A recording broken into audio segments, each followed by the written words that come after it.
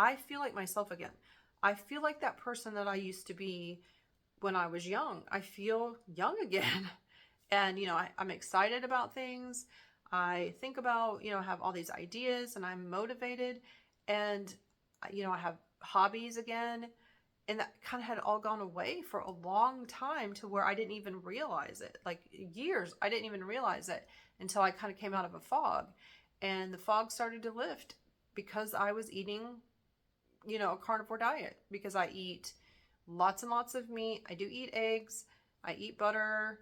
I have coffee, that kind of thing. And it just has helped lift that fog off of me. And I feel better than I have in 20 years, 25 years, probably.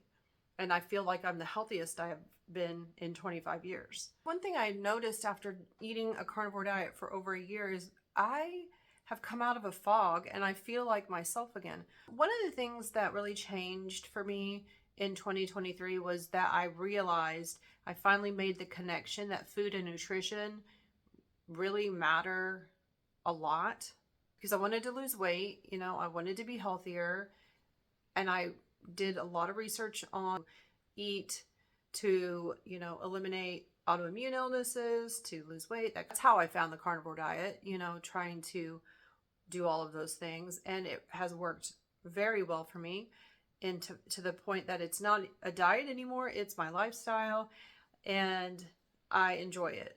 Does that mean there are no challenges or obstacles? Of course not. That's unrealistic. But now I have a hand in what I can do and what I can experiment with. And I'm much more knowledgeable on what works for me to make me feel my best. Our system is flawed. We know that. When you look around and everyone else is having similar issues when they reach, a certain age. Or that it starts when they're a certain age, and you look around and everyone else is sick and unhealthy, it doesn't occur to you that, maybe we're all doing the same thing and it's not working for any of us. Maybe there's a different way. It's not normal. It's just not normal to have, balance issues and not be able to do things when you're in your 60s or mid 60s, not to be able to do things anymore. It's not normal to, say, hey, don't do squats and planks and push-ups after age 50. That isn't normal. Is it typical now? Yeah, it is typical. So many people are dealing with lots of diseases and, chronic illnesses. And it just feels like everybody is sick, and that is not normal. Like I said, just because it's typical doesn't mean it's normal. And it's just disheartening. You don't hear much about, we'll try this, maybe lower your carbs, limit your, sugar, limit processed food, highly processed food. Just start doing that. And I think you'll see improvement. It shouldn't be 90% of your diet. And this is coming from someone that's how I ate for the last at least 15 years. Well, probably 20 years. And just processed food, quick, easy, fast food, that kind of thing constantly. And it's not healthy, and it will catch up with you. It caught up with me.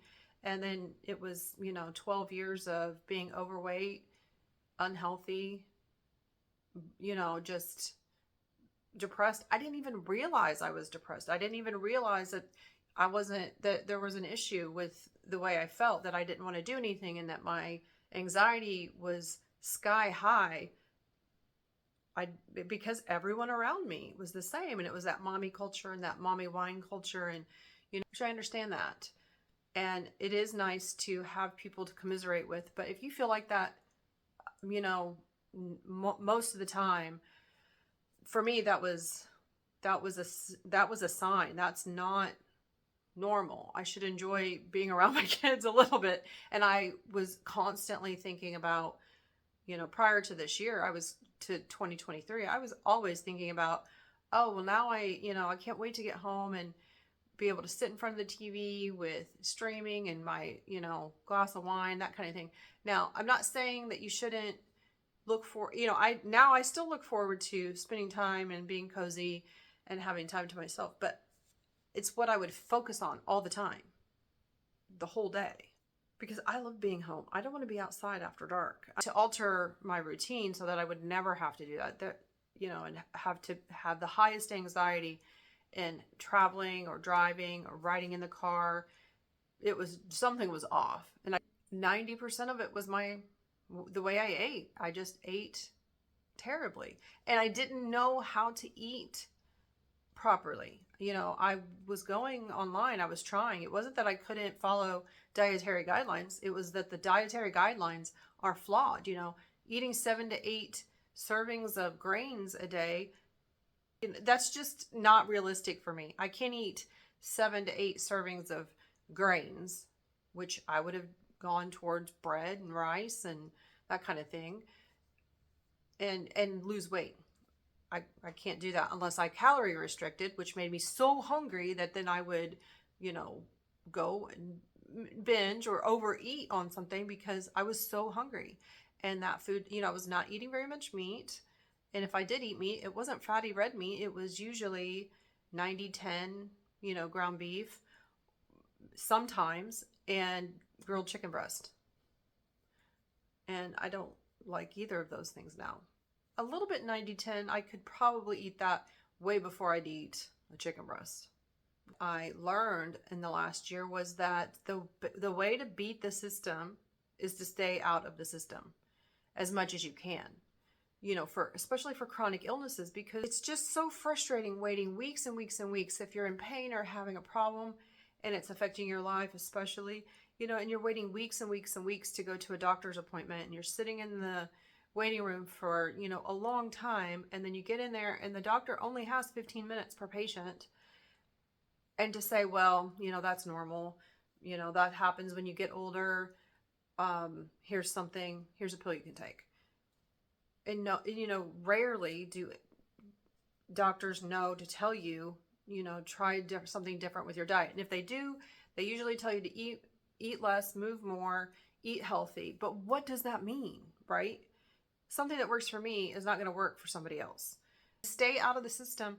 You kind of have to do your own research and look and find something that is sustainable and suitable for you. And maybe that's, low carb or just whole foods, whatever it may be. Whole foods and, that kind of thing. It is something more extreme on the other end of the spectrum like me, and that's zero carb, no carb, carnivore diet. And that's what works for me. What you can do is focus on, instead of focusing on, losing fat, maybe implementing more activity in your day. How important muscle mass and strength, skeletal muscles and strength is to, growing as if you're young, if you're a teenager, if you're in your 20s, and how important it is for, hormones and longevity, that kind of thing. For women, it will really help our hormones and take us in to, longevity and into our 30s, 40s, 50s, 60s, and on 70s, because I don't want to be in my 60s or, my mid 60s or my 70s and not be able to walk or do things because I have so much pain and that I can't do anything. So I think being more active and, lifting things that are heavy, lifting heavy things, being strong, and whatever that means for you. Like, I haven't figured out exactly what that means for me yet, but I am trying to be more active, consistent, actively walking. I don't know if it has to be strength training, every single day of the week, that kind of thing, because I'm an extreme person. So I will go too far, I'll go and try to implement a whole bunch of things and then I'll just burn out. So I am doing strength training 2 days a week and walking, 3 days a week. And that's working for me right now. It's something I've been teaching my kids. Also, I have teenage daughters and I've been teaching them, it's not all about losing weight and being skinny and that kind of thing. What you want to do is set yourself up with a good foundation, and being strong is the best foundation. I will leave you with this thought. Your age doesn't matter. Your illnesses don't define you, and neither does the number on the scale. Thank you for watching.